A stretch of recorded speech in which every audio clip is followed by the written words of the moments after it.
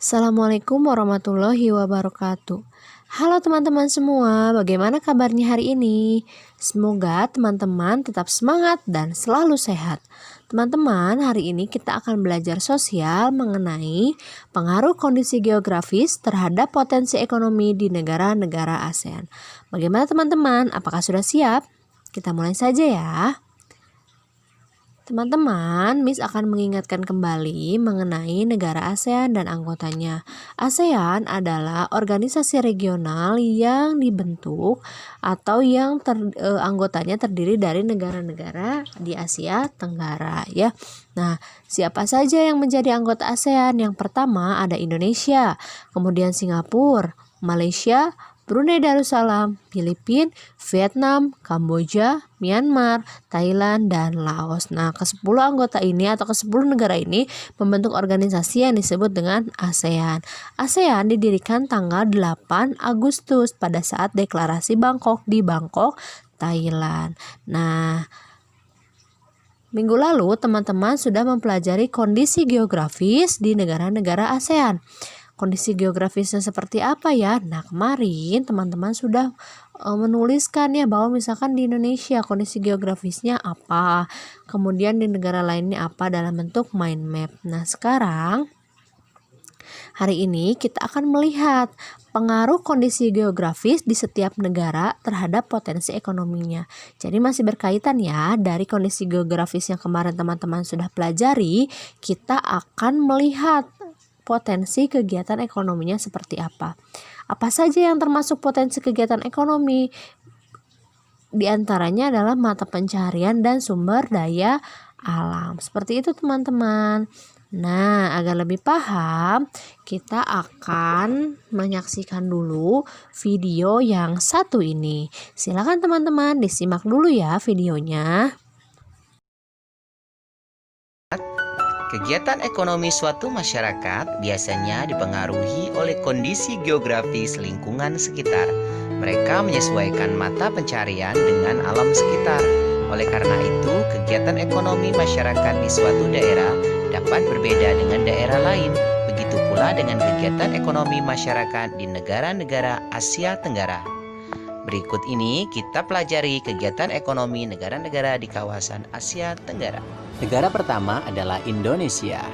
Negara yang sebagian besar penduduknya sebagai petani ini sehingga dijuluki sebagai negara agraris karena mata pencahariannya yaitu petani, kebun, bekerja kantor, dan juga sebagian bekerja sebagai buruh. Sumber daya alam yang tersebar di Indonesia begitu banyak anak-anak dari berbagai sektor. Dari dataran rendah, Indonesia penghasil padi, sayuran, jagung, dan buah-buahan.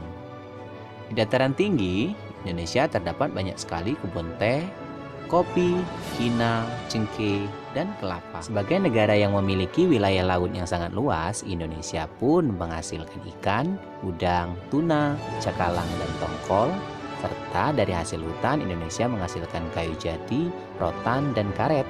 Serta barang tambang penghasil Indonesia misalnya minyak bumi, gas alam, bauksit, timah, tembaga, batu. Nah teman-teman sudah disimak ya videonya. Di video tersebut negara Indonesia yang dibahas.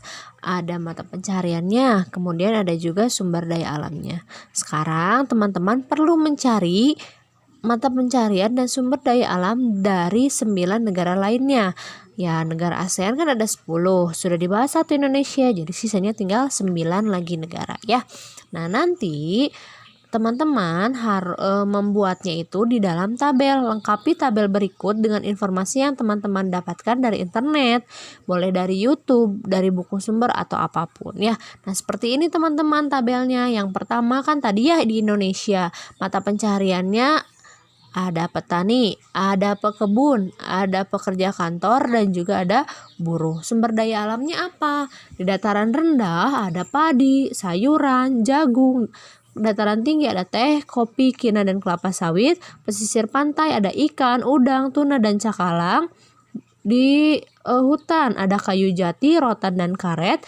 Barang tambang yang Indonesia punya ada minyak bumi, gas alam, bauksit, timah, tembaga, batu bara, dan emas. Nah teman-teman nanti tinggal mengisi 9 negara lainnya ya, dicari negaranya apa, kemudian mata pencariannya apa, dan sumber daya alamnya seperti apa. Nah, itu ya teman-teman. Jadi nanti teman-teman lengkapi tabel dengan informasi yang teman-teman dapatkan. Jadi tugasnya yang pertama membuat tabel tersebut di buku jurnal This Is My World. Kemudian kalau sudah selesai ditulis ke 10 negaranya, teman-teman upload foto tugas ke Google Classroom dan pada folder tugas dan beri nama kegiatan ekonomi ASEAN, lalu tanggal dan hari Rabu 29 Juli 2020. Paham ya teman-teman? Nah, itu saja untuk penjelasan hari ini. Nah, kalau ada yang ditanyakan boleh dihubungi Miss lewat chat ya. The world is wide and beautiful and there are many wonderful places in it. Oke.